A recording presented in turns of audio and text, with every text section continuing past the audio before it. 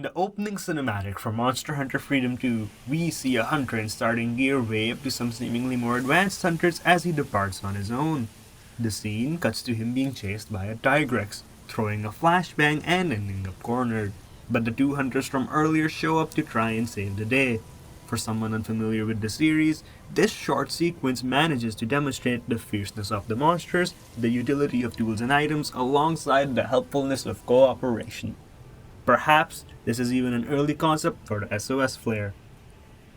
There are many early ideas that can be gleaned from the 13 main openings in the series, such as power clashes, sneak attacks, turf wars, and ecological interactions. Despite that, the underlying benefit of having such a dense showcase of all the elements that make up these games is to set up their teams.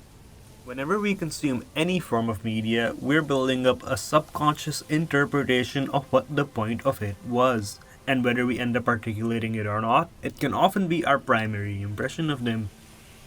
This diagram paints a picture, emphasizing how teams inform the art and art is built up on teams. In the case for video games, plot mainly exists to create context for the gameplay, but teaming is what establishes tone and encourages thought. It's why in the story, Zoshia is just hype moments and aura, but when pondered over, it illustrates humanity's ego, their desire for control and power paired with the futility of their efforts, how hubris is humbled. The Guardians as a collective are the antithesis to how the series treats the topic of life, created as slaves without any personal agency. Ecology helps demonstrate the character of the monsters that hunters kill, so that when they use their skin to make gear for themselves, monsters are given respect. Cry's opening is entirely dedicated to a scene that has nothing to do with the hunters at all. Rathalos and Lagiacrus's encounter ends in a stalemate because neither of them want to risk their lives fighting each other. When hunters slay them, they're partially reborn in the form of beautiful armors and steadfast weapons. The dead are given their dues. It is somewhat common knowledge that Monster Hunter as a series was born out of Capcom's desire to enter and explore the newly emerging online gaming space. So cooperation is an immediate trademark of what the games are about. None of the openings ever showed a hunter working alone, even when gathering they're accompanied by the smaller companions. For Ultimate's opening even showcases a division of labor, communicating teamwork.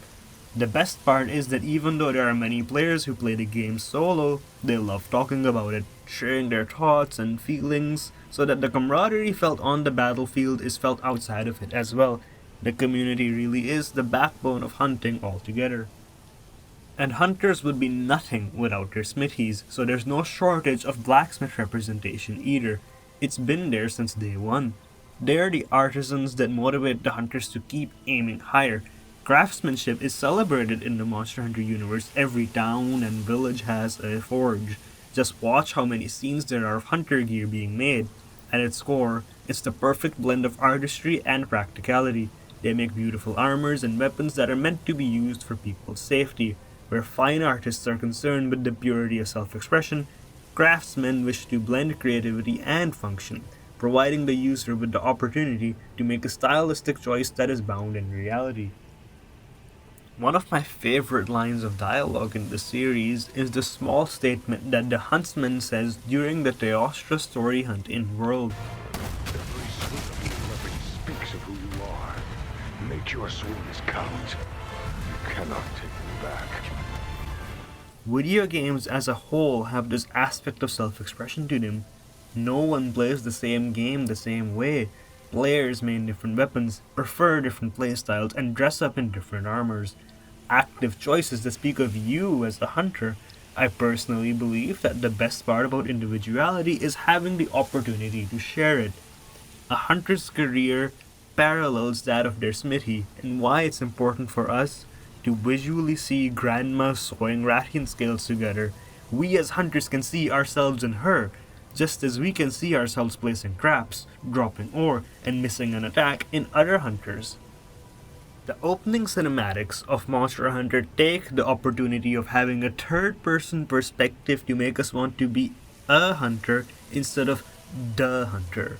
The theme of life circulates throughout the series, but because of how broad it is as a concept, it helps to look at the different elements that make the journey meaningful. It speaks to the ability of whoever directed these openings, with how they were able to condense the hunter experience into a few minutes.